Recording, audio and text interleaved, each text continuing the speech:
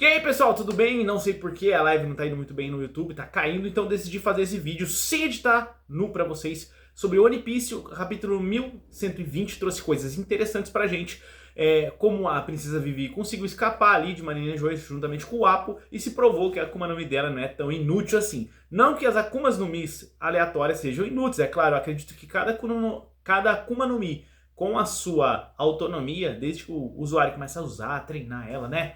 Começa a ser mais fácil, habilidosa e ela tem um fundamento importante para ser utilizada. Tem outras que não, né? Como aquela da jaqueta esquisita, mas enfim.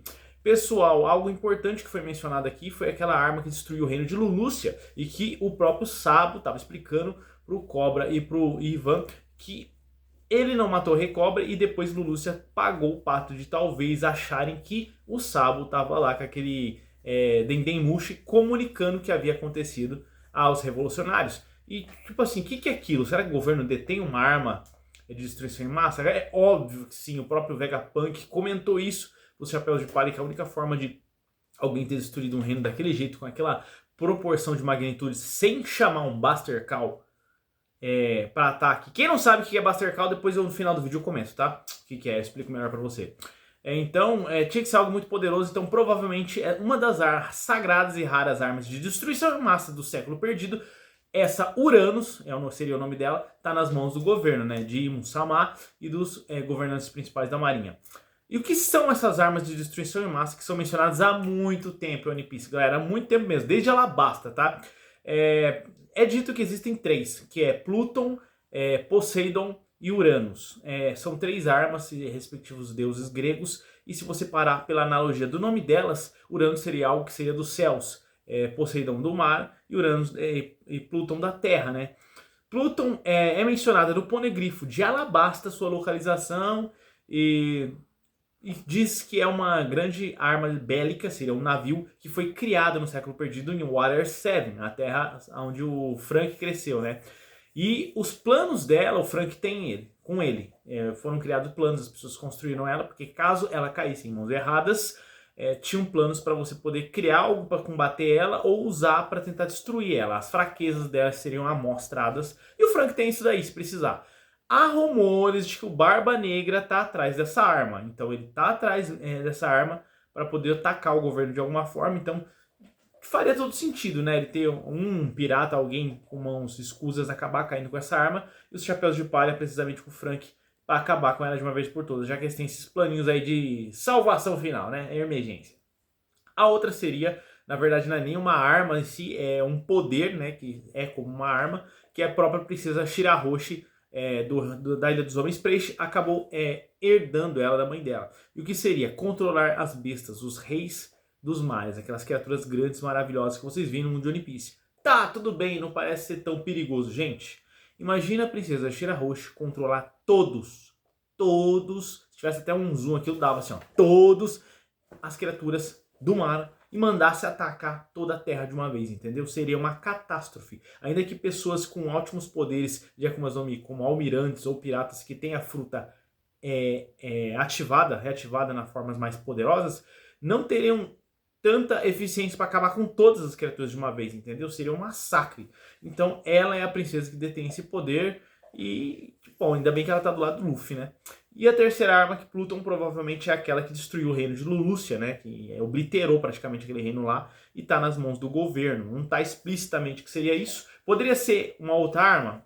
Bom, assim como os Akumas no Mi foram criadas artificialmente, talvez do século perdido até agora o governo tenha conseguido criar uma outra arma mais poderosa do que essa, não sei. Porque o próprio mundo de One Piece mostra pra gente que as armas mais antigas são mais poderosas que as atuais. O próprio Vegapunk menciona que o Emmett, que é aquele robozão antigo, ele pegou muito daquela tecnologia inspirado nela para criar as coisas bélicas que ele fez atualmente no mundo de One Piece. Porém, não chega nem aos pés daquela criação de 800 anos atrás. Dá para acreditar? Então, isso já mostra explicitamente pra gente que o governo não teria condição de criar isso, mesmo tendo o Vegapunk do seu lado para ajudar a criar, entendeu?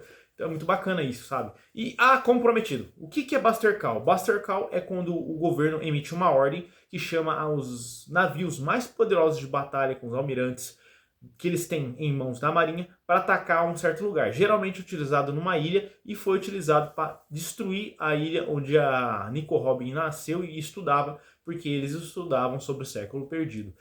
Essas 3 armas, aliás, comentando com vocês, é um principal motivo do governo não querer que ninguém estude o século perdido, entendeu? Eles têm medo que as pessoas descubram isso e ia criar uma guerra generalizada.